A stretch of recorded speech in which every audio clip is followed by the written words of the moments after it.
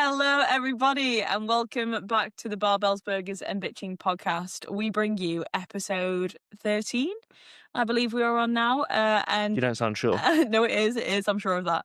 And if you haven't gathered by the title already, this one is going to be covering all things how to deal with unsolicited opinions, which, if you haven't already, you may be getting by the bucket load. I know certainly we have, and we're going to be covering all things why you'll be receiving them, how to deal with them, how to prepare for them if you haven't received them already, and the kind of best way in handling them and responding to them. As always, we are going to be kicking it off I've with thought of one. a funny question, which it looks like we may be changing that. Go on. Yeah, because you were just going to fire shots at me. I thought my question was a good one.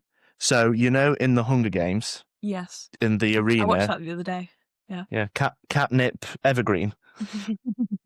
You know how in that you get to choose, you get to have like one weapon, don't you? You get to have like your signature. Cornucopia, yeah. Yeah. How she has like bow and arrow. Yeah. So what would your if you were in the Hunger Games, what would your signature weapon be? What would be your good one? Question. Yeah, see, I'm full of them. I would love to say bow and arrow because I think it looks really cool. It's a practical one because I'd imagine in that situation, you get things from a distance. Yeah, exactly. Yeah. You want to stay away from. You don't want a sword. Like Kato went straight for a sword, and he. Are you familiar with the? Are you that? I've watched them, but I don't know them. I don't know the I don't know the side characters by name. I think he's District 1 or 2. He's the really aggressive one that started out on the first one. He's like, I'm gonna win. They do it for fun. Like they enjoy the Hunger Games. Oh, they're like murdering people. Yeah, but they're the one that they basically threw to the dogs. Do you remember that one? No. Okay. He had a sword anyway. Because I watch medieval. This is how sad I am. Sometimes there's like the YouTube things or like documentaries where it talks about like medieval like weaponry, and you know how like in films they always do like the cool little swords and everything, and then you get that being like, well, actually, in reality, you'd want something like a pike because you can still stab people, but you're not up close. Because they're pretty much saying in those times, if you're up close with someone, you're fucked. Yeah. You don't want to be up close. So it would be something. People had like throwing knives in the games. You don't want that. Why? Oh, because you have to go and get it. Or what? You lost it. True. Whereas a bow and arrow, you've still got the bow. What can you do with a bow if you've shot all the arrows? But I suppose you still have the bow. But like, it's easier to hold. It would easier to be hold a bow with a quiver full of arrows than it would be throwing knives. You'd be limited by just how many pockets. Of saying no throwing knives is because you said you would lose them. Same with arrows.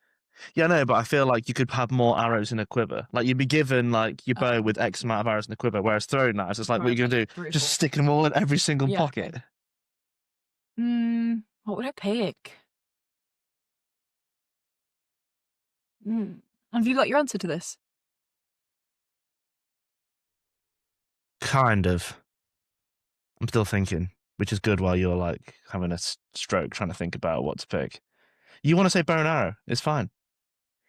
I do, but I feel like that I'm just giving the stereotypical obvious one. Like, there must be some other cool weapons. If you like it and you can justify it, that's absolutely fine. I don't actually know what other ones there were, though. Like, it was just knives and swords. Yeah, but we're saying, like, in this Hunger Games, it's like you can pick whatever your signature weapon would be. It's not limited to the... Oh, I see. It's taking the... I was thinking about the actual It's taking the principle of the film, but, like, if you were like, oh, this is Hannah, she likes using this... Oh, so you say guns? No. We'll say guns are out, so it has to be like...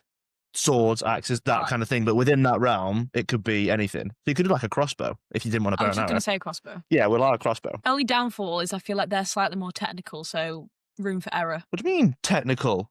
They're easier to use than bows. That's why. Do you think? Well, they were considered cheating. One thing to go. Medieval times there was cheating. Really? Yeah, because it wasn't like it wasn't. Used a crossbow? No, but they're more powerful than bows because you don't have to pull the bow back. The mechanics of it look more complicated than a bow. You literally pull it back, put the bolt in, and... Well, I just feel like there's more room for error, though. Like, things can break easily. Things can break on a bow? Yeah, but it's literally just the bow and the piece of string. Yeah, but the thing... Yeah, it can still slip or whatever. Yeah, no. Or fray or... Complicated. I'm thinking of all variables here. Like, you've given me one question. This is like life or death. I also knew this one because I knew how much I like the Hunger Games, so I knew this would like get you like... I feel like another good one would be almost like a club of some sort. Like a swinging club. But then that might also not be very accurate, and you'd have to get close to the people to do that. You can still go up close. All I'm saying is like, what if you were given like dynamite or something to be able to blow stuff up with? But then you've got one dynamite. No. What if you've given? What do you mean from distance? So you could go and set like traps for people. Yeah, but dynamite, you have to light the fuse. Okay, yeah, but what if you could do, I don't know, like you could create a landmine or something so it exploded when they stood on it. Yeah, but then what are you gonna do if someone just runs at you? You're the bait.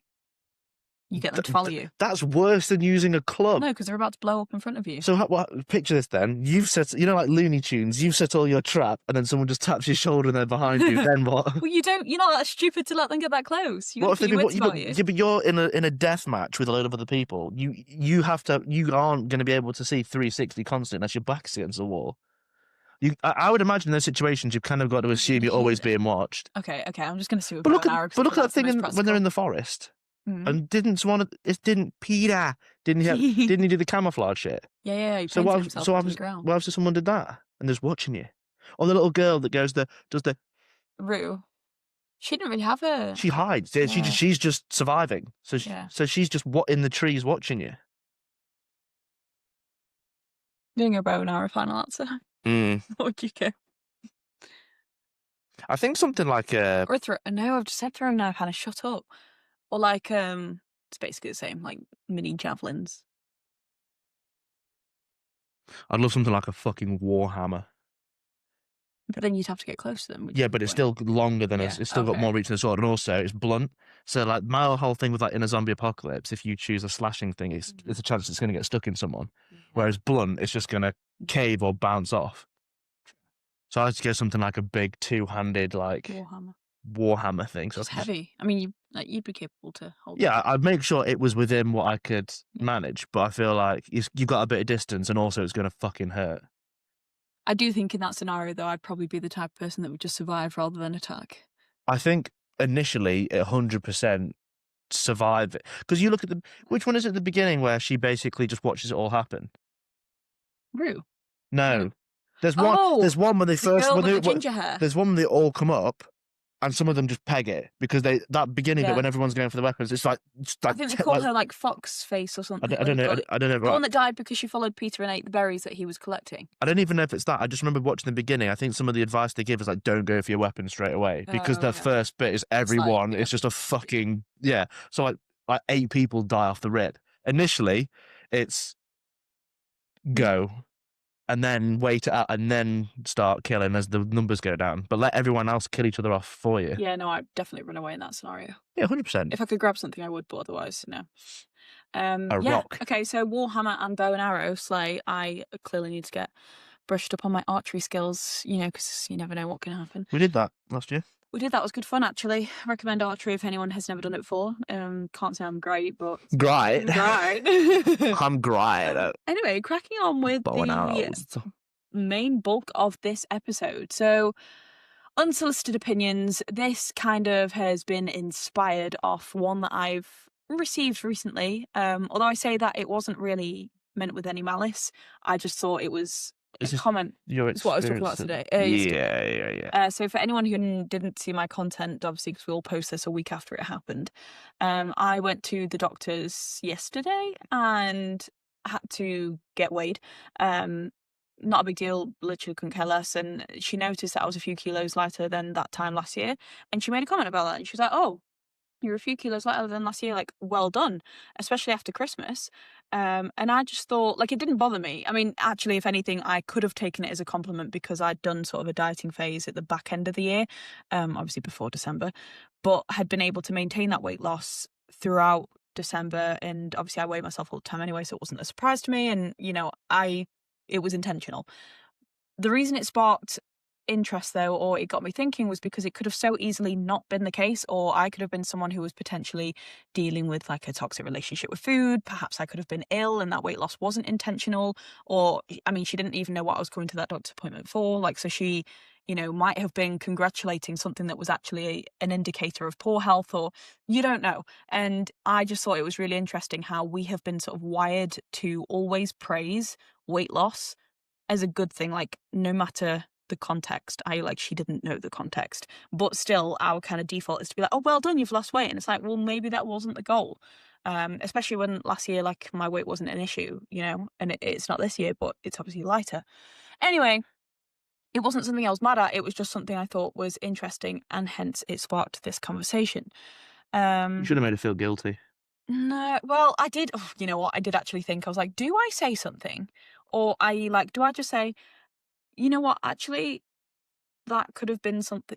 Just to raise That awareness. could have been a New Year's resolution. I've just thought, What? not biting my tongue as much. Well, it's only the 7th of January today, so I you feel, can. don't you feel like, especially with this, which is what we're going to talk about, there's so many times where you just have to kind of like smile and wave. But it's actually, you know what? Fuck them. Let's say what we Well, educate these that was where motherfuckers. my head was going. I was like, right, I could either say something, and not in like a confrontational way, but more like just like a heads up. This might not be something you've ever even considered, but that could potentially be a little bit triggering for someone who that might not be beneficial for, or it's just sometimes better not to comment if you don't know the full context. Yeah. Because at the end of the day, like, even though she meant no harm by it, and I know she didn't, and I didn't take any offense, but things don't change unless you change, Like, it's a inbuilt diet culture that the older generations will be very, very used to, and that's what they'll have been raised around. And, it is drip feeding into our generation, but obviously there's a bit more of a stance against it, and people are becoming a lot more aware about it, and they're not condoning it the same. So there is a shift, but equally there's still going to be people that are affected by that kind of perspective. So, it's just about raising awareness, isn't it? Um, but alas, there's been far worse comments that I have received, and you have definitely received, that we're going to talk about today. So, some examples of that. Do you want to go first? Go on, tell us your best Karen. Are we just saying in general? Just comments that you've had oh that yeah. just So don't like when I like. was working in at like gyms, I was having to do like gym inductions and PT sessions and stuff for local leisure centre. Yeah, it was like classic stereotypical middle-aged woman. I'll be like, oh, okay, cool. So what are your goals? What are you trying to get out of this? And it would be the whole like, yeah, just wanting to get a bit healthy, just tone up. It's like, I don't want to look like you. I don't want to look like big and bulky like you. And it's just like that fucking eyes twitching, and it's like, good, because you won't. I've seen what you do. You won't look like me, and that's fine. But honestly, it was like I could guarantee I'd have so many like inductions and whatever a week, and every single comment when it's like, "What are your goals?" It'd always come back to like a backhanded thing of, "I want to lift weights and whatever, but I don't want to look like you. I don't want to get bulky. I don't want to get big. I don't want to get too." And it's just like, where is this? Where is this? I like this misconception come from where you touch a weight and you just turn into the Hulk. Mm. I wish for us that are like into it, I wish it was that fucking easy that you just had to look at a weight and you blew up, but it don't work like that. And I know I've said it countless times in this podcast, but it comes down to the whole thing when you pitch it and angle it like, um, don't drive that car, you might accidentally become a F1 driver. Don't ever bake, you might become a 2-star Michelin chef. Like if you take that same example and apply it to literally anything else in life, you go, oh, that's fucking stupid. Like you have to take a lot of time to actually, if you want to be an F1 driver, you have to do it from when you're, have an interest in it from when you're, like a young kid doing like rally cars, like the little go-karts, and then you do whatever. Or if you're really into baking, it's like, it's a hobby you've had from since you've been like, like a teenager doing stuff. It's like, or art. Like, oh, I don't draw. You might accidentally become a famous artist. Yeah. It's like, the people that have done that have been doing it for 20 years. They didn't accidentally just become the best musician, artist, baker. So like, why is it with this? Mm. Why do people think it's like, oh, I'm going to touch away and I'm just going to get huge? It doesn't fucking work like that. But because I was representing, I wasn't representing myself and I was representing a company, I was just like, yeah, cool. I couldn't really say what I wanted to say because I probably wouldn't have worked there for having, for not being confrontational, but trying to change their views, Just gently educate yeah, yeah. by Uh, barking at them really loudly in the face. I've definitely had a fair few, and I think most girls in the weightlifting era will be able to relate to this. What were you going to say? That's funny because before I knew you were feminine, and then when you lifted weights, you automatically became a dude. Oh, yeah. Yeah, Yeah, so well, that's where I was going. People like I thought you imply really- you're going to be masculine, or you're going to be, you lose all your womanhood, or you're no longer feminine if you put on a bit of muscle tissue. So funny, And so whilst funny. I've had comments throughout my entire lifting journey of, oh, be careful, you don't want to bulk up too much, or like family have tried to politely say it, or they've been like, oh, Hannah, your shoulders are getting quite broad, they're getting quite strong. I'm like, are you sure you want to go any bigger? And it's like, shoulders are going to do what the shoulders are going to do. Like, I'm training for performance here. Like, I'm training movements, patterns, I'm lifting heavy. Like, if that's what my shoulders are going to look like, I'm cool with that. I've never really trained consistently for aesthetics. Um, other than the early days when everyone sort of first gets into the gym to look a bit better. Yeah, Like but it like very swiftly changed to performance. it's What? a byproduct of. Oh Like yeah. part of the I training mean, we're doing. personally, like I quite like having big boulder shoulders. Like I don't have an issue with it. Wham. Um, but I mean, don't get me wrong. Certain clothes do not look the same on me anymore, and there are certain types of clothes that I won't wear anymore because I just don't like how I look in them. That's not like a negative thing. That's just my figure doesn't suit that type of style anymore, and that's okay. Like I'd rather function in the day to day life like I do and sacrifice a cute itsy bitsy dress that I would probably never wear anyway. But but like even that point, obviously, because you've got muscle and stuff, your shape's different. Everyone's built different anyway, so you're probably going to get, regardless of whether you're trained or not, you're going to get people that just suit certain things better than Oh, others, regardless. So it's not necessarily just like, obviously with lifting weights, you're going to get that as a byproduct, but like in general, like people are taller, people are shorter, yeah. people are built different. Like, so you're going to get like, you'd get clothes that would suit you I mean, better than yeah, someone else, or exactly. and vice versa. Like, it's not just like a, Like even growing up, I was always like a tall kid compared to yeah. the rest of the people in my class and all my friends. And I was really, really into swimming and horse riding. Like they were two major sports that I did growing up. So naturally, I've always had like a big back and broad shoulders and really thick thighs. Like I've always had big thighs. I also carry a lot of my weight there. Big back. Like it's just broad. Like a Teenage Mutant Ninja Turtle. Yeah, literally, that is me. And I mean, it's probably what made me good at those sports. But that's a good question. Actually, that's one we'll save for another podcast. What? Do you think people look the way they do because of the sport, or they're good at their sport because of the way they look? Which comes first? Does that make sense? Genetics or which comes first? Genetics or The, the nature? work. It's like nature, nurture. Nurture. Yeah. It is Anyway, nature, nurture. that's a tangent. Write that down quickly so we don't forget. Well, oh god, let me write that down. Okay. Quick. That'll be a really fucking good one because I love having that conversation with people. Get that scribbled down right now. Calm down. Cool, sound good. Anyway. So yeah, the specific unsolicited opinions though I've had from, and this is the one that actually it's probably one of the most recent ones, which is why it's stuck in my head, but also it really had my jaw on the floor because I'd actually never experienced a comment from a complete stranger in person to my face said this to me, and I just thought, there's no way you have the audacity for that to come out of your mouth and you think that that's an acceptable thing to say to someone. And it's the kind of stuff that you hear about on social media, but like it's never actually happened to you. And it was a guy that came up to me in the gym, and he's sort of spoken a couple of times, kind of just like referring to like, oh, I see you lifting heavy, like well done, or like you're really strong, whatever. And it's always been like nice, but just very brief. Um, and then he made a comment and he came up to me one day and he was like, "Oh, you're looking bigger. Like, is that the goal?" I'm like, no, that was it. He didn't even ask me if that was the goal, which was what I was just like, tread carefully. Because he's like, yeah, you're looking really big now. He's like, you're not going to get any more bigger though, are you? Because you can look a bit, surely you don't want to look any bigger because, you're a woman. And I was like, what? Sorry? Who are you? I didn't even know this guy's name.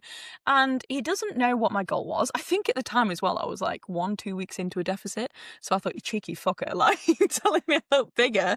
I mean, obviously, the deficit wasn't going to be kicking in dramatically at that point. But when you lose weight, it shows like you get more shape, wouldn't you? I mean, yeah, but I don't know if that's what he was getting. Well, I don't know. He just said you're looking bigger, You're popping. and then made it like around the shoulders, like he made that kind of gesture. But it was the fact that he was like, because you're a woman, you don't want to look that. But that was the bit that got me. I was like, why does my gender have any issue, or like, sorry, have any influence on like what I should be training to perform like or look like? And you hear about women experience this all the time. Like, oh, you shouldn't do that. You're a girl. You shouldn't do that. You're a woman. Like men do that. You don't look like a man. Like. Shut the fuck up. Literally, men and women. This is why there's such a divide between genders in a lot of cultures and, circumstances, because there is this like pre-written notion that certain genders should or shouldn't do certain things. It's like certain genders might have a natural bias for whatever reason, but there's no like hard written facts about what we can and can't do. So yeah, that was a swift smile and wave and walk away and don't speak to that guy ever again. I think he got the impression. I would have 100% used that as an opportunity to make him feel awkward as fuck. I want to be approached by someone and make a comment because I think it'd be fucking hilarious. I can't even remember what he said. I just remember trying to shut down the conversation immediately because I was on the verge of saying something really confrontational, and I just didn't want to create a bad vibe in the gym. I remembered another unsolicited advice from another. I've said it before on here, I think, from another PT. Cool. I was in the gym and it was someone that I'd coached. I think the session ended or something. I can't remember what the contest was. Anyway, like she was benching and she came up to me and she was like, "Oh, that woman's just said don't arch with your Oh, bench," yeah. and it was like, um, okay, does she understand anything about how to bench properly? Because like, if you set your shoulder blades in the right place, you will naturally have an arch. It's not like you can deliberately get an arch, but you will naturally get it by setting your back, and it's just like, You don't chase the arch, you trace but that, like a but you that was. trace a stable But that was position. a PT that was about to teach a class that walked past and just made that comment again, just like not needed. And it's like you don't even have a fucking clue. And like we're gonna get onto some of it with this anyway, but it's one of those things where for some people, you can't have conversations with people that don't have enough knowledge. So sometimes it's like I suppose it's like any topic, but it's one of those things where you can't have a conversation if they don't know enough about the thing. So if someone came up and it's like, and I think that's part of our job when we get people coming in, like we obviously want to give advice. It's that whole thing about trying to take the information we know and trying to make it easily digestible for someone that doesn't know the ins and outs. So when they come and say like, "Oh, here's this question," it's like, how can we make that in a way that's easily digestible Mm. for you guys? Because it's not if someone's generally curious and they don't know, it's not it's not their fault that they don't know. But my argument would be if you're a fitness professional, PT, whatever, you should probably know Or at that least provide context. you should probably know that like how to set up a fucking bench But, press like, properly.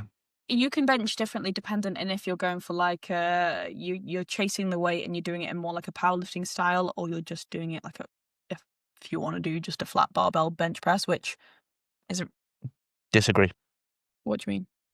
Well, by setting scaps, I think Well, I like it's an exercise exists. I'm not saying it's something that would necessarily be superior to a competition style bench press, but the two exercises exist. And if that PT wasn't familiar with powerlifting or why people bench that way or was taught something that isn't correct and she was just passing on that information confidently, thinking like that was gospel, then at least she should say, you don't need to have an arch or like that is what powerlifters do. Even still so much context is needed there, but it's just like this is where people speak in blanket statements and absolutes, and that's where the issues arise because you need to provide the nuance, you need to provide the context, you need to say, yeah, but actually in this circumstance that's actually going to be better. But or she just doesn't give a fuck about shoulder health.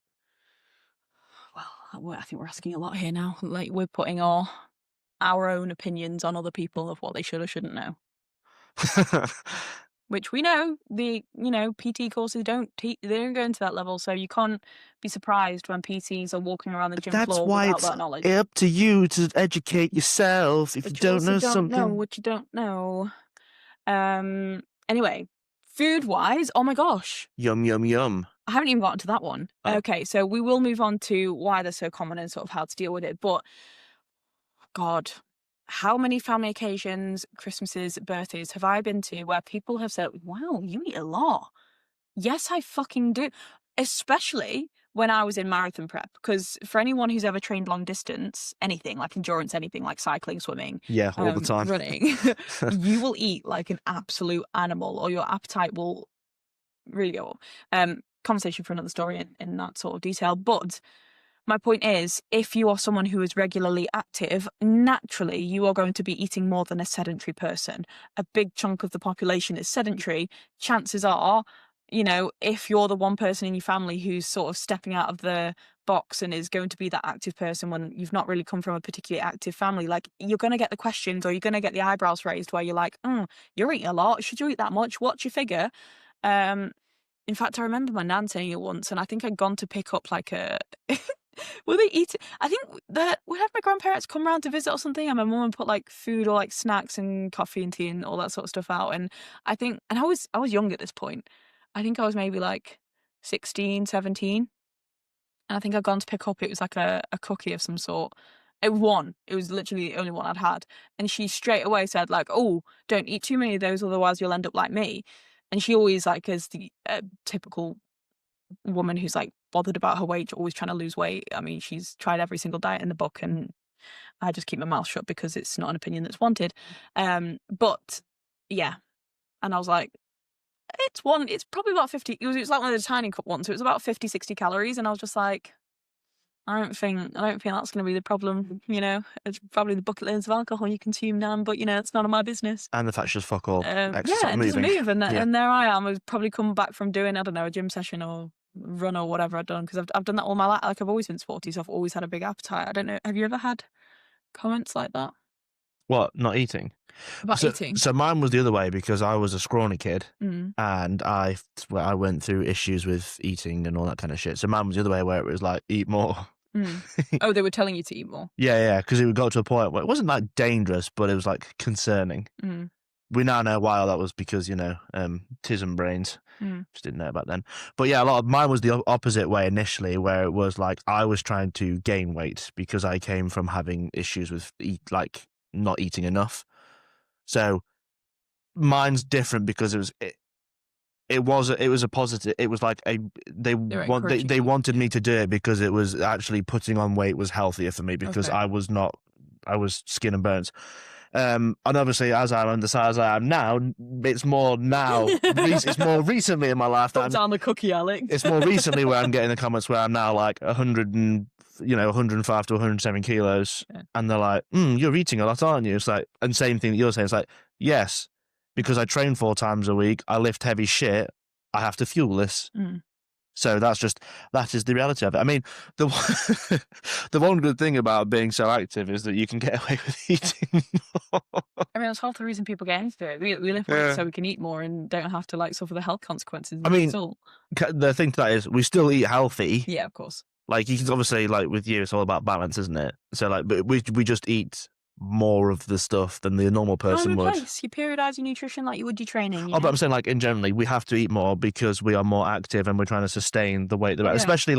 especially for a sport where it's like dictated by weight class. Like for me, it's like if the 110 is the cap, to be as competitive as you can be, not straight away, but over time, I want to try and get as close to 110 as I can to maximize my potential in that class. That's like the long term of it. I'm not trying to like just put on 5 kilos of fat for the sake of being 100 because that doesn't do anything. But it's like, if you want to be competitive in whatever weight class you are, you probably want to like try and get to the top end of it. Agree or disagree? Not necessarily, but like that's the way of thinking about it potentially. Yeah, a lot of I don't think like a stereotypical powerlifter because powerlifting isn't my like it's not the only thing I care about or think about, and It's it's the not only like it's the only thing I give a shit about. I am much more of a person who would like in the context of powerlifting, fill out your weight class as efficiently as possible, but you know you also have to take into consideration dots, and that is basically a process whereby they will use a coefficient to or to calculate how much you're lifting in relation to your body weight. So there's something to be said for that. But here's a devil's advocate thing. In general, what do people give a fuck about? How much you squat, benched, or deadlift, whatever, or what my body weight coefficient Oh was? no, but like Body weight coefficient for a lot of people is just cope harder. No, I know. It's like, well, I squatted once. Yes, but if you do, My point is, yeah, I know what you're saying. would I know what you're chase saying. health and longevity more than a number. So I would, I mean, sure, get strong, build muscle tissue, like try and lift as heavy as possible, but don't do that at the compromise of your health and day-to-day life, because I personally just don't think that's smart. I know. I agree, because you see a lot of people, especially in the powerlifting space, where they're like, well, they take years off their life because of the way they go about things, or their nutrition, or their lifestyle habits. or like, there's obviously weights that are healthier to be at, obviously lighter, but you see like the super heavies, they'll be super heavies for like 5-10 years of their career, and then they'll immediately downsize because they know it's not a sustainable thing. So it's like you're saying it's exactly. But I think that's any athlete. But I also think that is for the elite of the elite. Like if you get yeah. Sure, I understand why people do that, but if you're just doing it for the sake of like brushing your ego, I'd say go and get some therapy, because there's probably other ways you can cushion your ego that way. But anyway, yes, we have both received comments about eating a lot of food from, let's say from. I don't really get it from friends because because a lot of the circle I'm in either lift and get it, or so either lift, or the ones that don't lift that much kind of understand what I do, or I don't know if it's the same people like we do. So it's less from friends, if anything. They're the more supportive. Yeah, I mean, a lot from family. Family is still supportive, but it's always like the classic mum thing of like, oh, be careful how much you're eating. You don't want to be doing this and that. And it's like, you get that like they're coming from a place of like they want what's best for you. They want to make sure you're okay. But it's also one of the things where it's like, they don't necessarily get the ins and outs of the thing. So what their concerns are might be a bit misplaced and stuff. Because it's like, if you're in that world, you get it a lot more. But it's like anything. It's like, I don't know the first thing about cars. So if I sat down for a thing and someone was saying, oh yeah, get this and this and this, and it needs this, I'd be like, I don't have you may as well be speaking Spanish. I don't know what the car should have. I'd take someone that knew something about cars. So like, I'd have that bullshit detector next to me. So if they were like, oh yeah, you need a foot have horsepower, you need to have this, whatever. And I'd be like, over to you. Did that make sense? They bullshitting me? Yes, no, cool. And they make a decision. So it's like, it's not necessarily their fault, but then it's the same thing like you said earlier, where it's like, if you don't know enough about it, maybe you don't make the comment. Or if you don't know enough about it, why don't you start a conversation where you try and understand? Because then maybe you could have a bit more of an opinion, or that's not right, but your opinion would have more weight because there's more education that's gone into it, so you can formulate a better opinion. We'll get into that when we say like, how you can manage it. No, it's fine. I'm just saying jumping the gun. We'll definitely go into more detail because there's a lot to be said there. Yeah. I think, oh God, as well, on trolls. We didn't even talk about trolls on the internet. Oh, but that's just, a lot of that is just fucking I think women get this a lot more than men, though. Or actually, no, skinny boys. Awfully sexist there. No, it's not. Skinny boys will get it because they'll be told they're basically like a girl, or they're like big lads get it. You're abusing. You're on steroids. You're abusing steroids. Yeah, but that's a compliment, if anything. As soon as you get the steroid accusation, you know you've made it in weightlifting. If you're natty. Yeah. Oh, yeah. Well, and until if you're natty, obviously not. If you're natty and you're getting accused, but it's when women get like, oh, men won't find you attractive because you're muscly, and it's like, if you don't find muscly girls attractive, then we're obviously not trying to attract men like you, are we? So.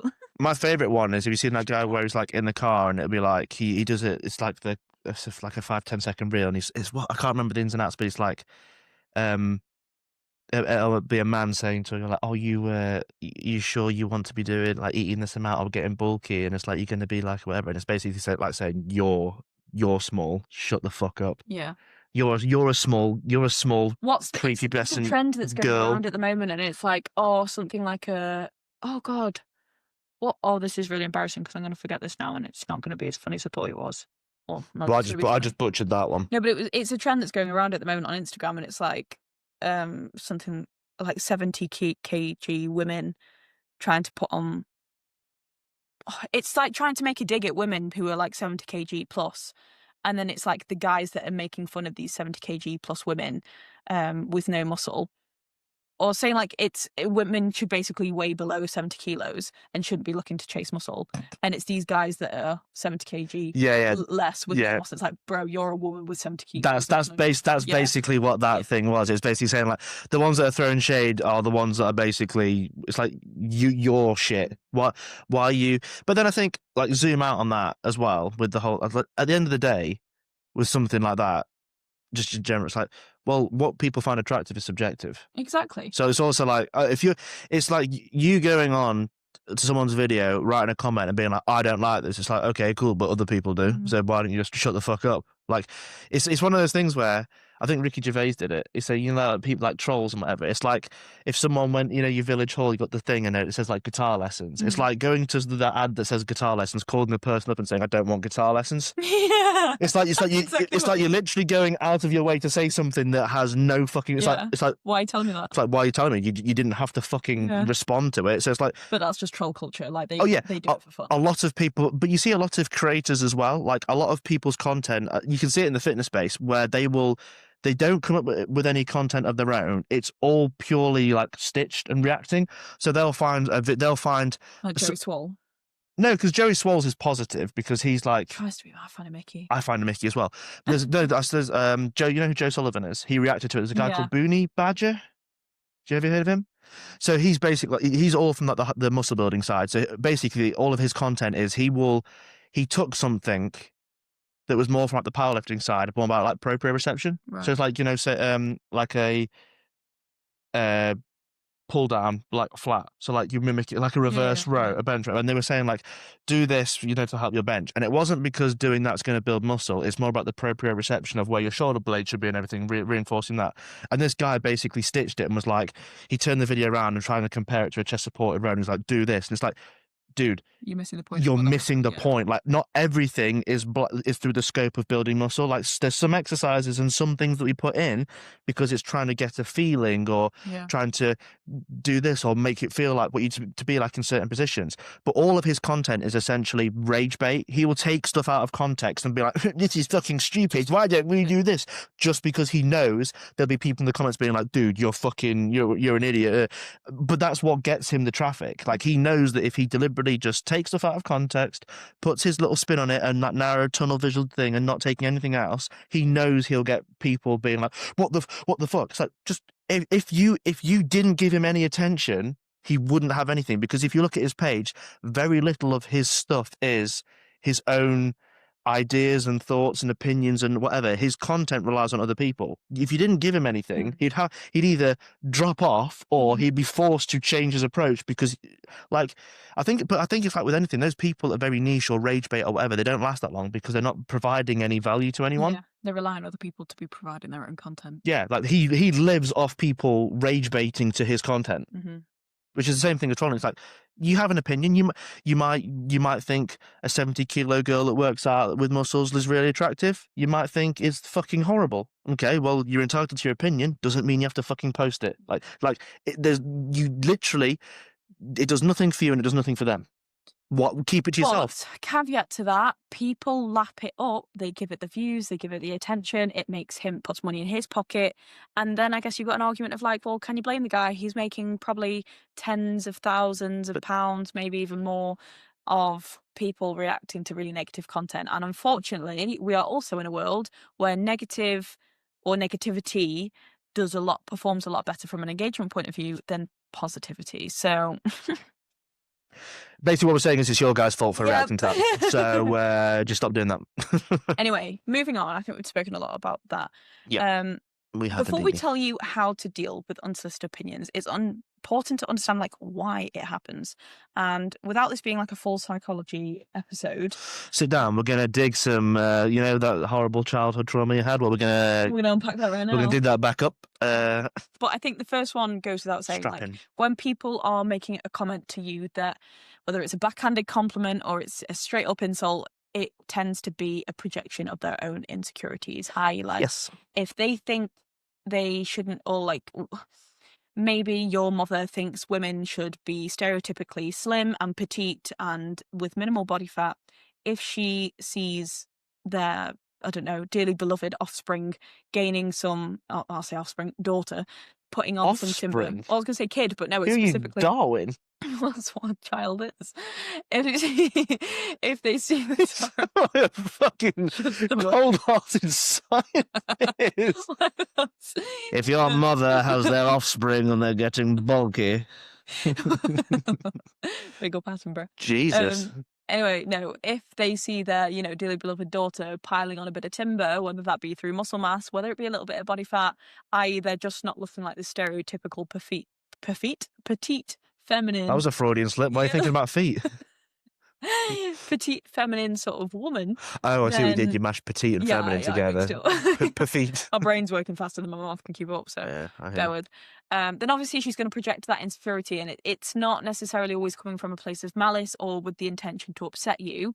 It's coming from their fear of what they perceive to be a negative outcome happening to someone they care about, or not. It could be a complete stranger just still projecting their own insecurity. And again, that's not a you problem, it's a them problem. You just have to be really good at deciphering that and recognizing those human behaviors and trying not to take it personally, even though that can be hard sometimes.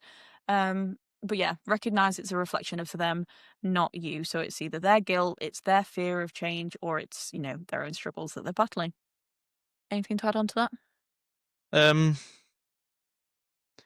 I think because I think I'll probably, if we cover it all, then I'll weigh in, because I think a lot of it you can kind of. Well, the second thing we noted down was cover. You will have these unsolicited opinions because of social conditioning and cultures, especially like diet culture, training culture, around your body, around what you should or shouldn't be eating, around what you should or shouldn't be training like. And like we say on social media, or we see on social media, people just assume like the second you post yourself on social media, which, rightly or wrongly, people just give their two pence regardless of who you are, what kind of position you're in, or what you're trying to do. They will give their opinion if they want to, and they just think that's acceptable. So they don't really care too much about your feelings. They just assume it's almost like a free game, especially when it gets into trolley culture. Yeah, and I think why it's exploded more recently in recent years is because of things like social media. So 9 times out of 10, I guarantee that the same things that people would say, especially online, they would not say to your face. Like someone wouldn't come up to you and be like, I don't know, Mhm. whatever comment it was. But there's almost like there's no ramifications behind a screen. Yeah. So people are more likely to want for whatever reason, well, you know why, because there's no, they feel like there's no consequences.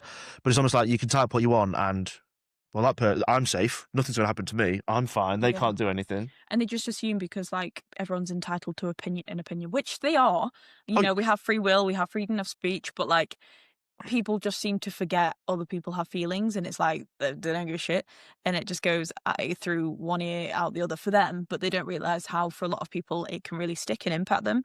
But again, a reflection of them, not you, and just the culture that they've been raised in. Like my nan, for example, the comment that she gave me about the cookie, she probably meant it with the best of intentions, not wanting me to put on a load of weight and get fat.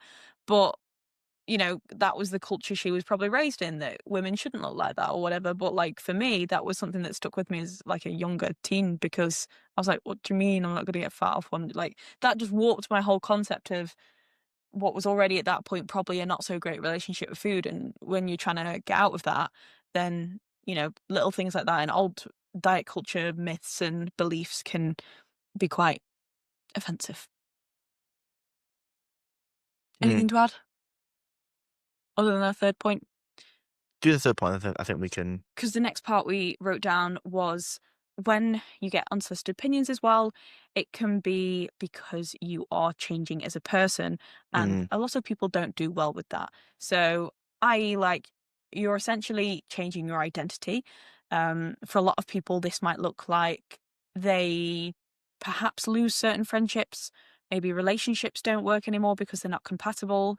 Maybe family members start to get offended because, dynamics shift and you think that because you're not going to eat what they're having for dinner, because perhaps what they're eating for dinner doesn't really align with your goals, they naturally take offense to that and then will project their opinions and beliefs and thoughts and feelings.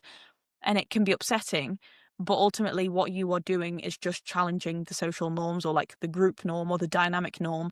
And people don't always tolerate that too well, especially if they're not even open minded or even open minded enough to consider that what you're doing is potentially beneficial. Um, yeah. I think the craziest thing about it is, like, as a whole, making these changes is that exercising or eating healthy or trying to better yourself is almost seen as the, like, what do you call it? Like the ugly duckling. Like you're the one that's, Black sheep. yeah, like the one that's on the side. It's like it's almost like now seen, because I don't know how things are. It's people are trying to better themselves, or like you get shit for that. It's like, why am I getting shit for trying to improve it? And it's It's like, like you'll be in friendship groups, and if you say, "No, I don't want to drink alcohol, thank you," and they're like, "Don't be so boring. Oh my God, that's no fun. Like, oh my God, like, blah, blah, blah." It's like, I'm sorry, I just don't want to consume a toxin actually, and waste loads of money on, I'm fine to have alcohol. Like, if that's what you choose to do, cool. But like, also, if you don't, that's completely fine too. I had a session with someone today, and I think this is really this like I don't know whether this you can tell me if this is like an immature way of seeing it or just this is just an observation, because I was chatting to this dude, and I've always been nerdy, like from Mhm. as far back as I can remember. It's like I've always liked, like superhero type shit, and like really been into animals. That's probably the first thing I went Mhm. into. Just like I just love like Shark boy. nerdy shit, or like going in on a subject or whatever, which is probably why I find this like lifting is like I love it, deep Mm. dive. But none of that's changed. And I remember like I got bullied a bit when I was younger for having those kind of like things. It's like, oh, you like this, you like Pokemon or whatever. I still do love Pokemon. It's fucking great, by the way, play it. And nothing's changed. Like I'm still the same person. All that's happened is I've got bigger. Yeah. Well, now no one gives a fuck that I know this shit. I was saying to this dude, it's like, this is probably like a very immature, and I just find it humorous. It's very much, but I think it's like being nerdy has come back around again. It's like the hip thing. Whereas as diehard nerds were like, we're always like this. You fucking hated it 20 years ago, and now all of a sudden it's okay, cool. Now it's quirky. But it's just really funny how like when I was whatever nerd, and they'd be like, "Oh, you fucking nerd, you whatever," and then I'm being honest, like I like Pokemon. They go, "Okay." Yeah. So you're gonna talk shit now? Yeah. Exactly. Well, people just, as I say, yeah, they take it as a threat, or they think it's weird, or they think it's an opportunity to voice their own insecurities or project onto you. And unfortunately, I mean, that being said, a lot of people who are in the world of bettering themselves, whether it be through training or nutrition, chances are you're also going to be in that headspace where you're open to bettering yourself from a mental point of view, like a mindset Yeah, perspective. So you are going to be in a really valuable position that you can see that from an almost like out of body perspective and recognize that, look, just because you're open to change now and you're willing to do things differently, you're going to receive some backlash because of that. It's not your fault. It's just a natural consequence of when people don't have that ability to change how they view things. That's how they present. And as I say, like when you challenge people, it just makes them feel uncomfortable. And it's not because you're doing anything wrong or you're doing anything, hurtful, but it's because for a lot of the time it actually forces them to look at themselves and you're almost holding a mirror up to them, not intentionally, but if you decide your family dinners of like chicken nuggets and chips every single day with no veg, no lean protein, no color or whatever, isn't what you want to do anymore, and you decide to start eating something with a bit more leaner protein, a little bit more color involved, maybe like mix up your carbohydrates, have some potatoes or rice or whatever, and your parents are like, why are you doing that? Why are you not eating with us anymore? And you're like, because I need to be eating this to support that. And you could very innocently, which I've done before, gone to talk about like why I'm picking certain foods. And all of a sudden people get offended by it and they're like, oh, so this isn't good enough then. I see how it is. Like, oh, you sort yourself out or whatever. And it's like, that's not what you're meaning by it. But also, like, people just sometimes can't accept that what they're doing is perhaps not the most beneficial for them. I think it's a really good point as well as like about, I know I think we've spoken about it before, but like the thing that you'll find with challenging beliefs is the instinct, or like the knee jerk reaction is always going to be like fuck you Mm, or resistance, because people don't like having their belief system challenged because it's uncomfortable to then have to change something. I know like I've gone through it personally, like through training and stuff, when I've been doing stuff a certain way for so long, and someone goes, well, you're doing that a bit wrong. If you just did this, this, and this, it'd be much better. But then like as got older and like matured a bit, and accepting the fact that what, like I don't know everything. I know more than the average person does about training, but I mm, don't know everything. And it's being open to that shit and actually taking advice from someone that knows a bit more than you yeah. has resulted in me getting better. Now, if someone said change this, whatever, and I went, all right, fuck you, Mm, I would have never improved myself and bettered myself. yeah. And I think but I think a lot of like some of the content we do, because I know this is about unsolicited, but it's not. I don't know. No, it's not unsolicited. But a lot of our content as well, or some content we do, is deliberately like thought provoking or belief system challenging. Yeah. Because it's like you're saying, we have to hold that mirror up. I know, like a common one for a lot of people, especially like middle aged, is they go, "Oh, I don't want to lift weights because it's going to make me big and bulky and get strong." And we go, "Okay, cool. You don't want to lift weights to improve yourself. I hope you enjoy having that hip replacement or that hip operation when you fall down the stairs and shatter your pelvis." Yeah. Because actually, it's like we can go, well, actually, the benefits of lifting weights is increased bone density, increased muscle mass, and being stronger, and increased tendons and ligament strength. And we know all those things together is going to improve it. But it's almost like for a parent or or a grandparent that has never lifted weights or been active before, Mm, holding that thing and trying to challenge those that their idea of lifting weights is it's bad, you're more likely to get hurt, it's going to make you bulky, I want to be feminine, and you're holding that mirror up and being, well, actually it does this, this, and this, and it's like, well, their belief system is this, you're doing this, mm, yeah. and it's trying to get them to shift that to better, because it's like the same thought where they're like, don't eat that food or don't train because you're gonna look not you're gonna put on weight, you're not gonna look feminine. We're countering that by saying, well, if you lift weights, you're gonna be independent for a lot longer and not have to Mm, walk around with a Zimmer frame at 70. yeah. So it comes from both. Yeah, you can see both sides. Yeah. No, absolutely. So yeah, hopefully that gives you a bit of a better understanding as to why you receive things. I mean, I've always been a big believer that if you understand the why, you'll be able to execute the how or the whatever that is a lot easier because you actually know why you're doing what you're doing. And hopefully you can also show those people a little bit more empathy and hope that one day they see the light and That sounds like a bit of a cult, doesn't it? I felt like I was a bit of What? a fucking Jehovah's Witness or something. Like, one day you'll see the light and come to God. Like, no, but you'll see the light. You're going to offend a lot of religious people. I don't mean that in an offensive way. I just mean that She sounds does. She means it in a very offensive way. very culty. Like, oh God, I'm trying to convince everyone of like this way is a superior way of living, which obviously, in my opinion, it is. But I don't think. it is superior. Maybe it's just different, and it offers a Well, lot of benefits. I wouldn't. Superior is probably the wrong way of pitching it, but Superior from like a health being perspective. being active and being stronger and having a bit more muscle and whatever is definitely better than being a sedentary fat Yeah. fuck. Like, that's. In our opinion, it's just an opinion before we get anyone saying that. I mean, That's your, I don't think some opinions are right, as in like backed by science. I mean, yeah, that's what I mean. In the context of like health promoting, content. Being It is a active, superior being way to active and healthier will be better than being unhealthy and sedentary. Like, that's If you want to live longer, if you categorically. want to live longer and be more independent. But So ultimately, we can educate you and we can give you what the facts and the figures and the opinions, but it's your choice. yeah, of Just course, I don't suppose. be angry when you're dead. I thought this next one was a bit funny that we'd sectioned out because different types of unsolicited opinions you can get. And they can present very differently, and sometimes it takes a while, or you might not quite recognize what an unsolicited opinion is. So we're going to break it down for you. So first things first, you get the concerned one. So you'll get the one that's just says, "Oh, I'm just a bit concerned about. Oh, maybe you don't want to look too big, do you? You don't want to look too bulky. You don't want to put on too much muscle. You don't want to deadlift. It might hurt your back." When often this type of opinion is based off their own preconceived fears or opinions on whatever it is you're doing, like whether that be from a cultural perspective or just a way of being raised. Yeah, I mean, we've kind of already gone into detail one that is a very common one that you might often get from things like parents. Yeah, that's pretty much it, or maybe close friends. If your close friends are giving you that, then you need new friends. I'm sorry. The next one you can get is the backhanded complimenter. So That's the one I've had the most. they will be like, "Oh my God, you look so good, but don't look too big. Oh my God, oh, you're so disciplined, but don't get too obsessed. Oh wow, you're so good and you're so strict with yourself, but don't develop an eating disorder." Pardon? Pardon?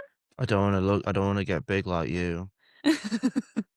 Or It's fine, dude. It's fine. you find that embarking on a new lifestyle, and whether that be with your diet, whether that be with your training or everything in one, you will unleash a whole load of know-it-alls, or health professionals, I should say, or like unpaid doctors, the experts by Google. Everyone seems to know everything about everything when you make a change, whether they practice it or not. This is also the 15-year-old experts Yeah, that and come you'll onto get the Instagram. people like saying XYZ fad diets or whatever are better or worse for whatever reason. They'll tell you training that certain way, whatever it is. They could be like, "Oh, HIIT training is the best way for fat loss," or they'll be like, "HIIT training is the worst type of training you can do because it's so much stress on your body," or they'll just come out basically with these absolute opinions and provide no context because they know no context. They don't know what they're talking about, but they'll say it with such confidence, it'll sound like they're an expert. Yeah, that comes on to I like sciencey shit, nerdy shit. Conscious incompetence model for anyone that likes stuff. Oh, okay, yeah. Yeah, so a lot of these people, like obviously it's like the ones that are concerned. That comes from a place of obviously wanting what they think is the best thing for you. But a lot of these people, some of it comes from the ignorance, the fact that they don't know enough. So, like, if you look at the conscious incompetence model, if you're a nerd like me, there's all these different stages. And basically, the first one is unconscious incompetence, which is basically a fancy way of saying they are thick and they don't realize it. Like, you don't have the knowledge and they don't know. So, like, obviously, like, if someone's trying to give an opinion and it's coming from a place of they kind of almost want to know a bit more, then it's obviously educate them so you get them out of that stage, because then you can actually have a conversation. If people are just coming at you because they're being a dick, obviously just politely wave and fucking go on. But like a lot of these things where if someone says something and like we get it more as coaches because our knowledge is above the average person. So when someone says, "You're doing this wrong," and we go, "Oh, actually, it's because this and this," and they'll go, "Oh, well, I saw my favorite influencer do it, so that's right." Well, you can't have a conversation with that person because they're basing They're their not even open to the idea that they might be one wrong. one they're not open to it, but they're getting their information off from someone that isn't potentially educating themselves. So they don't know like you're saying, they don't know what they don't know. Yeah. So if they're willing to learn, and you're saying like, hey, whatever, you can educate them to help move them past that stage. That's probably one of the worst people to get an unsolicited opinion from, because even if you try to challenge that or you try to suggest otherwise, like it can very easily turn into a heated conversation or maybe even an argument. But I think those people are just rage baiters. The people that generally like, I don't know if they intentionally try to be a rage no, baiter. no, but no, because like if we engage in a conversation like me and you, and we go like, oh, okay, cool, I've read this about, I'm going to implement this thing with a whatever. What do you think about it? I would be open to what you have to say because you're also in this world. Like, I wouldn't just be like, no, Mm, well, your opinion now. Whatever. I can take your opinion on and be like, well, I still want to do it my way, but I would still be open to hearing what your point of view is because I've approached you. There's the people that like you go, like they try and chime in with something but have no intentions of learning. mm, Just get fucked. yeah, Don't even engage with them. The ones that actually say something and are open to, I don't mind those people, yeah. because if you coming from a place of genuine like, oh, I heard so and like, oh, you do a thing, you do a technique video, and they go, oh, is that right? Because I saw so and so do this, and I wasn't really sure. Mm. Like, is this like, they're giving an unsolicited comment, but they're also receptive to potentially having a conversation and going back and forth, and you can like have a bit of a thing, educate them. And ultimately, you can tell them stuff if they choose to use that, whatever. But at least they've been That willing can to. often be a little more productive At than least they've been yeah, willing to engage. yeah, I think you do get the pure rage bait people that just give an opinion, and then you go, "Cool, do you want to?" It's like, "No, fuck you." It's like, yeah, "Well, why have you even bothered then?" yeah, Like, you're wasting your breath. yeah. Like, what And you you will get like defensive people when it comes to this. Like they'll give you their opinion or they'll do it in a way that it's like, no, I could never do that. Or like, I would never do that because of whatever reason, insert preconceived belief around whatever it is you're doing that they don't agree with. And ultimately, like these things just stem from insecurities, whether that be the way they've been raised, the opinions that they've had put on themselves, like toxic relationships, toxic friendships. And as I said before, you've just got to accept it. Sometimes it hurts, and it often does hurt, especially when it's from like close family or friends that you really look up to or you thought you looked up to, or if it's from someone whose opinion you highly value. But again, that's just something you need to remember isn't your fault, and there's only so much you can do. You can offer your support or you can explain why you're doing what you're doing. If they choose to believe that, though, like that's a whole different factor. Anything to add to that before I move on to how we actually deal with Which one this? was that about, the why it hits harder? Oh yeah, it's just like, I would say like you just try and have a thick skin, but is even that the right thing to say? I think thick skin is something you have to build. Like Yeah, oh yeah, you have to. I definitely didn't have a thick skin at the start of it in this context. Like I've always had pretty thick skin as a kid, but in terms of like having unsolicited opinions in regards to how I look, how I eat, how I train, that is something you've had to just grow as you get older and the comments don't stop. But Oh yeah, anyway, you're always going to get friction when you're doing something that yeah, seems to be a bit more, well, like against the grain for some perceived to people. be a bit extreme out there. Mm, But it's like it could be the same as anything. It's like, I don't know, like punk rockers.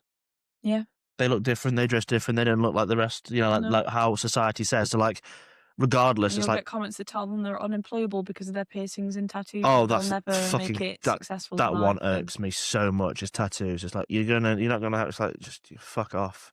back in the day, maybe that was the case, but you've got to keep up with the Some of the times. nicest people. You could go like, how many meets have been to the fucking tattoo up to the and it's like, nicest fucking people. Do anything to help you. And it's like, oh well, if I went in with my preconceived ideas, this guy was going to be a goddamn hooligan. Mm. And they're not Yeah. 9 times out of 10. Anyway, moving on to the bit that you probably have all been waiting for after almost an hour of yapping on.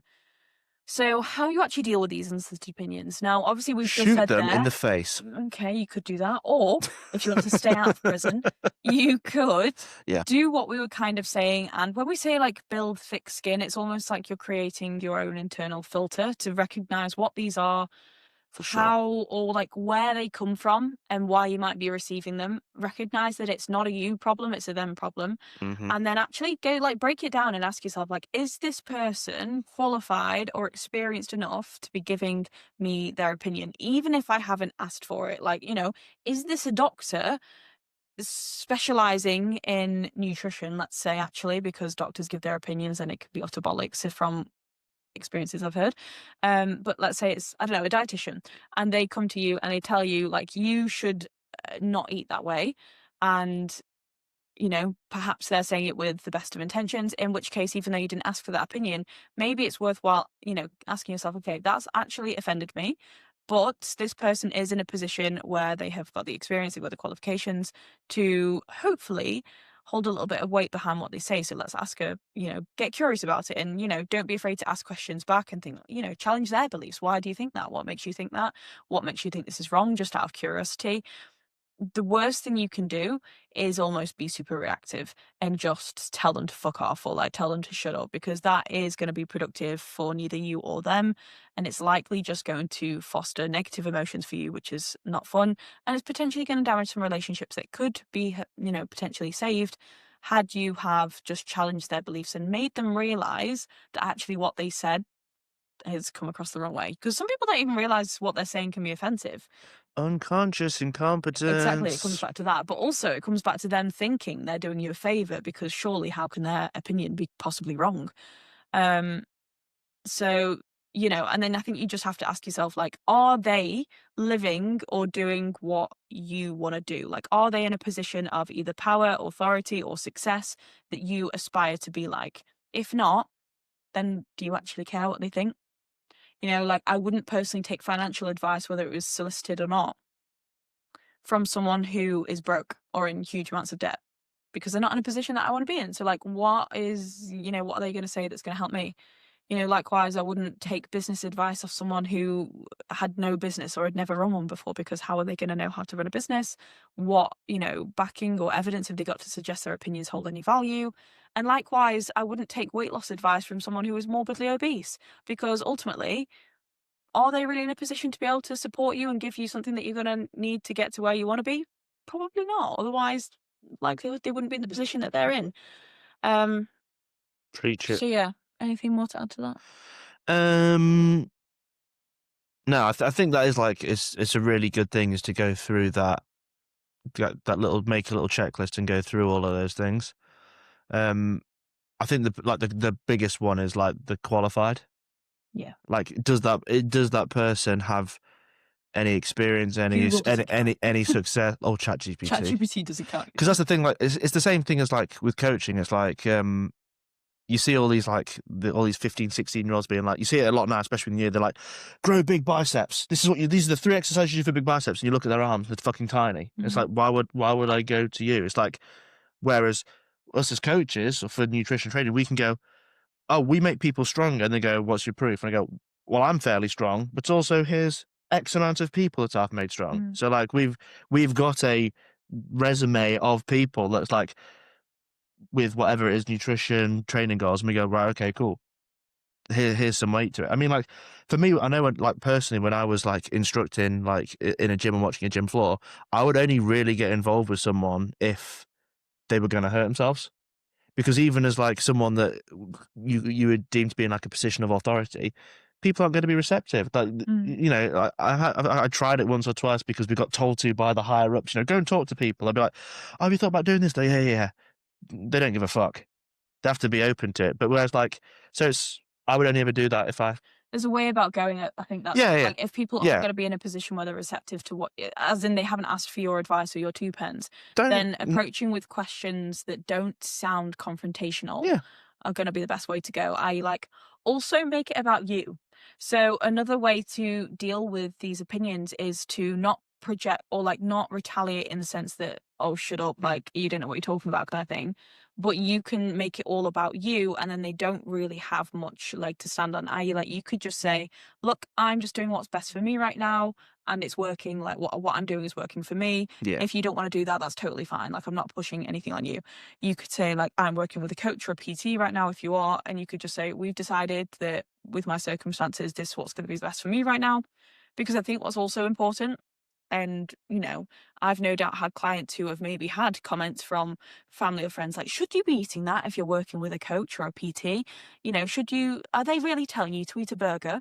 Because I've definitely told clients in the past to eat burger, to eat cakes, to eat pizzas with intent. Like, it has been in their meal plan. I have specifically made them a recipe to go make a big fat burger or to go out for coffee and cake with friends. And from like what's the word? From a first glance, you might just think that's really shit nutrition advice when really I'm looking at the full context here. Perhaps this person has been dieting for like a really long period of time. Maybe they are experiencing some really intense cravings right now. Maybe we're trying to foster a positive relationship with food. Maybe we're trying to incorporate a little bit more balance and moderation and understand like these foods don't have to be completely avoided at all times.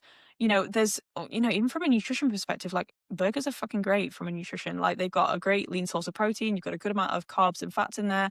And if it's something that the client is going to particularly enjoy and it's going to make them more likely to adhere to their plan, then I'm going to put that in place. Like, even though a burger is stereotypically not a healthy food, you've got to understand the bigger context. But, someone who doesn't understand that context and isn't qualified won't see that. And you just have to be there and think, yeah, I know what it looks like, but just trust me. Me and my coach are doing what's best for me. It's working. I'm just going to crack on with this. You can do what you want to do, like you do you. Yeah, I think that's a really good point. Like giving a training example from that, it's like, there are no good or bad exercises within reason. All an exercise is a tool to do a job. So when you're watching someone's training, you're only seeing a snapshot unless they actually give a description on why they're doing something.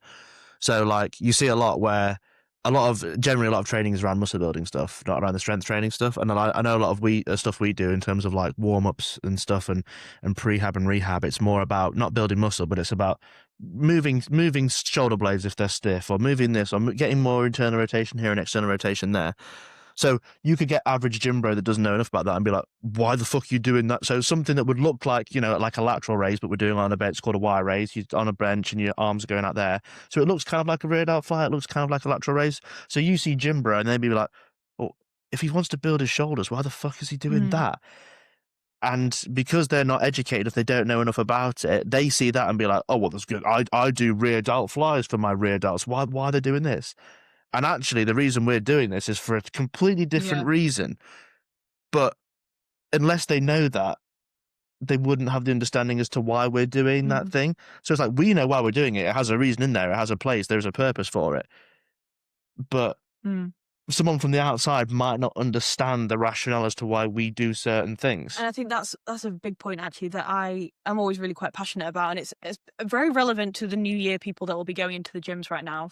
It's granted, a lot of people won't know what they're doing. They won't have been in the gym before. They won't have had that experience. They won't have had, they might not necessarily know anyone who can give them help. Yeah. And they might be doing exercises incorrectly. They might be doing it unsafely. They might not be doing anything that makes sense.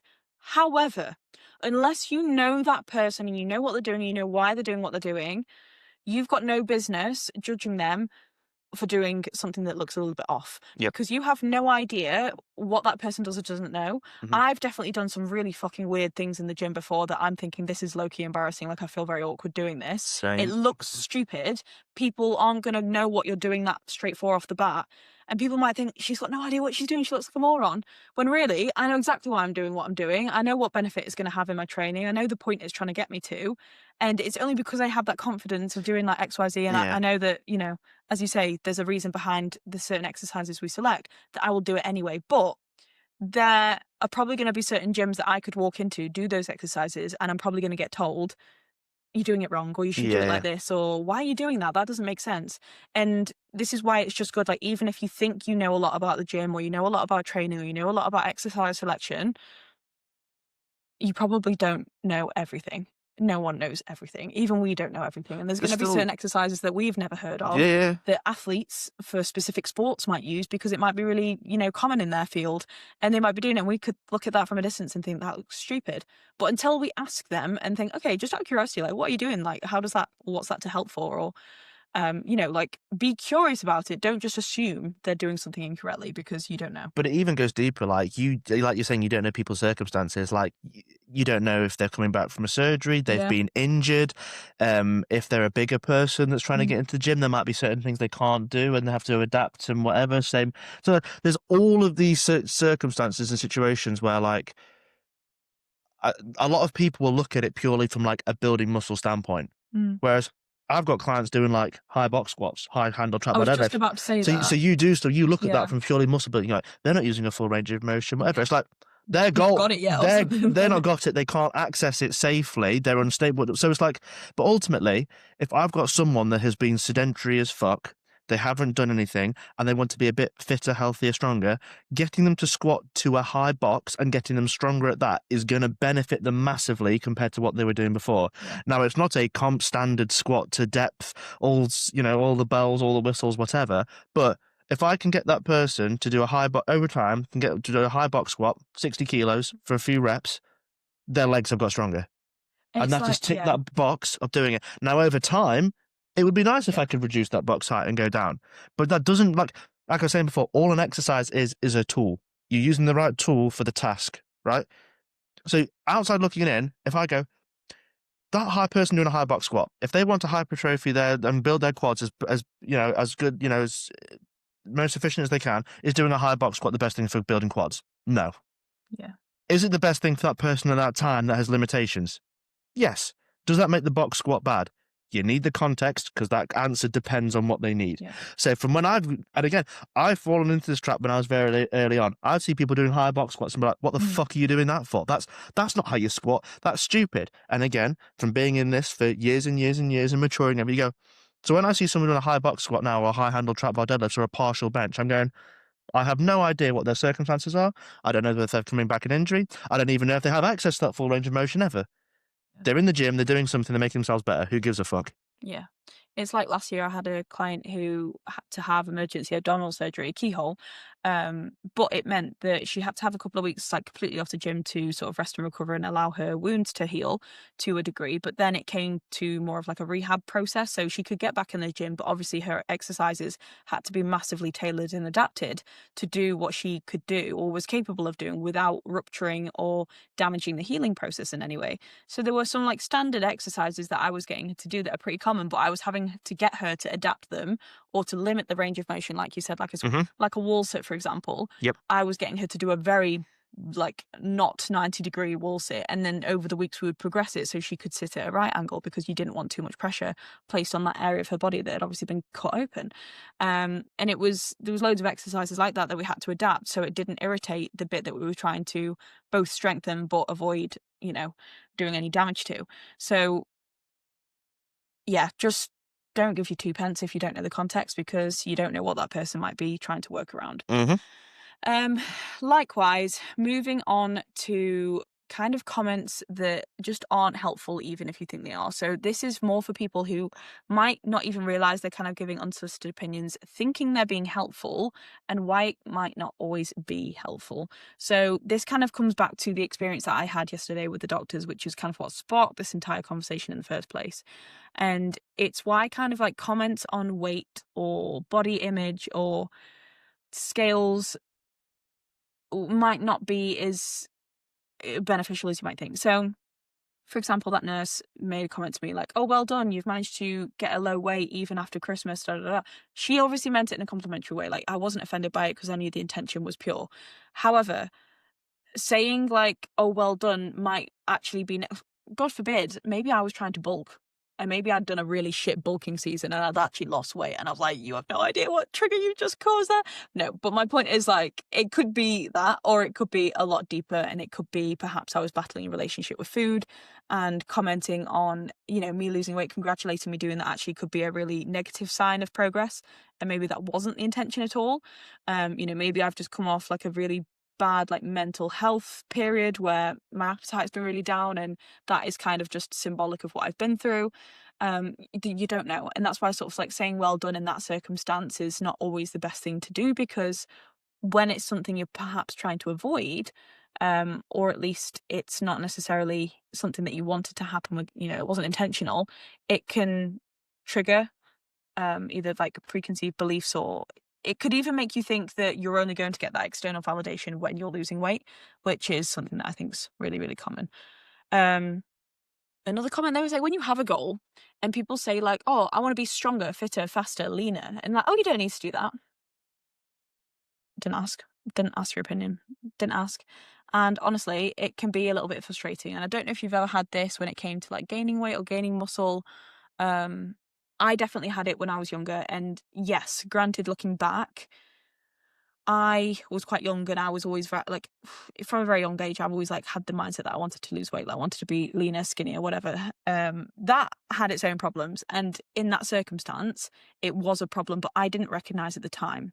And people would always say to me, Hannah, you don't need to lose weight, you da da da. Da." And obviously they meant it with a positive intention, but I found it so frustrating and invalidating and unhelpful because what I was really saying is that I wasn't happy within my body. Now, granted, at that point, maybe I was dealing with some sort of extreme body dysmorphia. I don't know.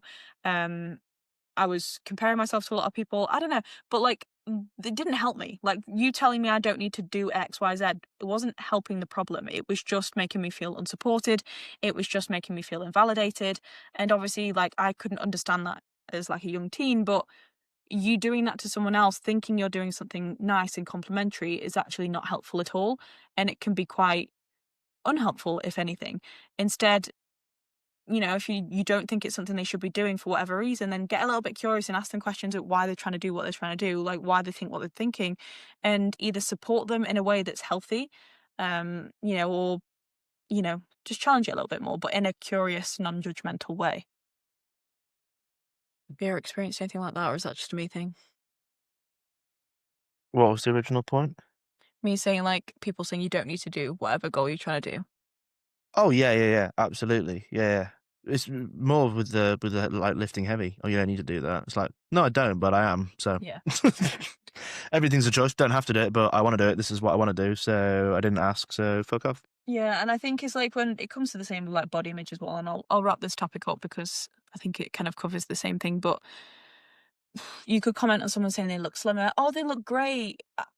Similar to the weight loss sort of one. Maybe someone has lost a bucket load of weight because they've really struggled with their appetite regulation due to poor mental health.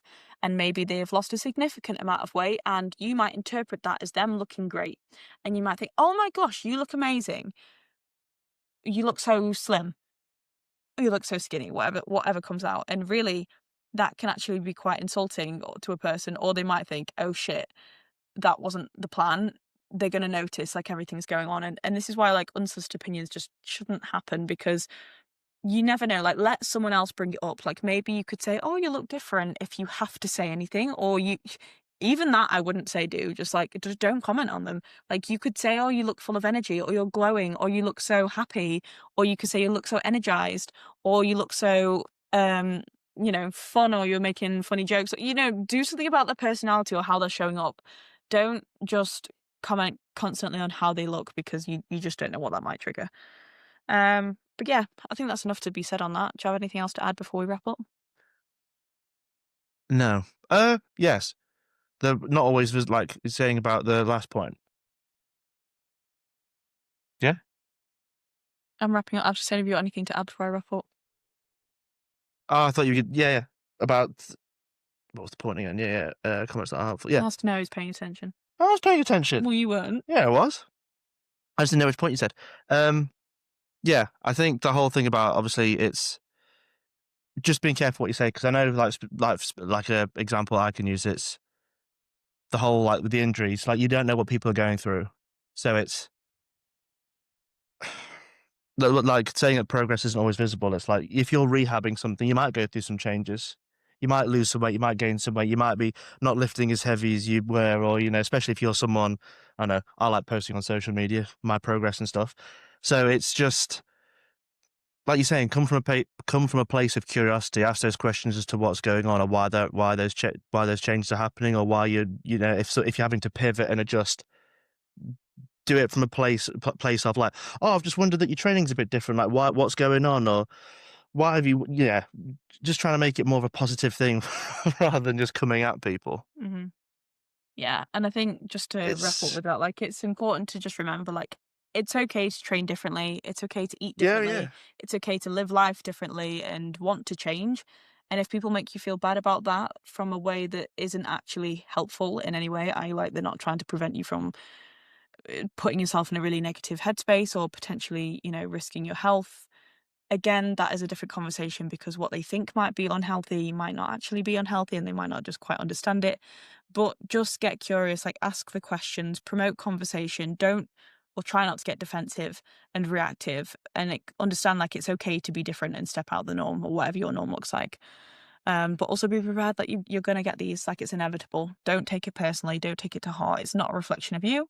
It's a reflection of them. Because like I said before, I think if it generally, because I like engaging with people, I like having these conversations. If people generally want to learn or they're unsure, like I mean, like I'm always open to stuff. Like ask those questions. Like if you see something that we posted, you're like, well, you know, why is that happening? Why are you doing this? Why is your training not like this? Why have you changed this exercise? Why are you doing that? Like if it's coming from a place of genuine curiosity, I've got all the time in the world to have a conversation about someone and like tell them like, oh, I'm doing this exercise to address this, or like I was saying before with the whole like, you know, training might look different because you're injured, for example. Like, oh, notice you haven't been doing this, you've been doing these exercises instead. That's a bit different to what you usually do. Like, if it comes from a place of genuine curiosity, and I think having these conversations, like as long as they're meaningful, is important because that's how you learn, that's how you grow. Like all the stuff that I've learned and stuff.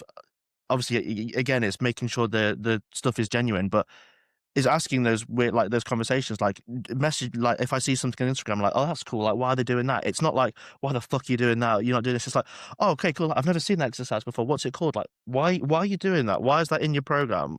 I think that's how you learn and you grow, and that's how I know just educating yourself and making it a better space.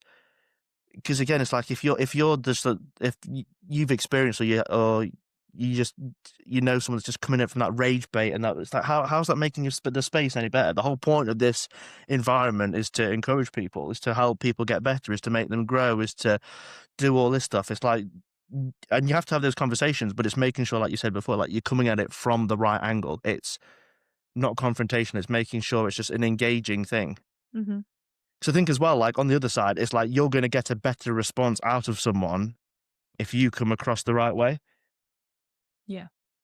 Because there are like I don't know if you've experienced it, but there are people that are curious, but initially that conversation starter could be a bit like Oh, it comes across a bit blunt. comes a yeah, like why are you doing this? It's like okay, are you interested? Are you trying to like are you like having a go? Like Yeah. where's this coming from?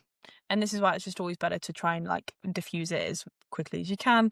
As I said, like be curious, like ask the questions and just don't bite back because again, it's not a you problem, it's a them if anything. Oh, 9 times out of 10 is because they're insecure or they see you bettering yourself and they're like, well, I'm not doing that. And So also remember, you're not going to please everyone. There's going to be people you piss off, and that's okay too. And on that note, we'll leave you with that wise words of wisdom, and I bid you farewell.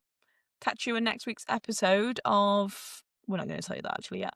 Okay. I thought Later. you were going to Oh. drop it then. Bye.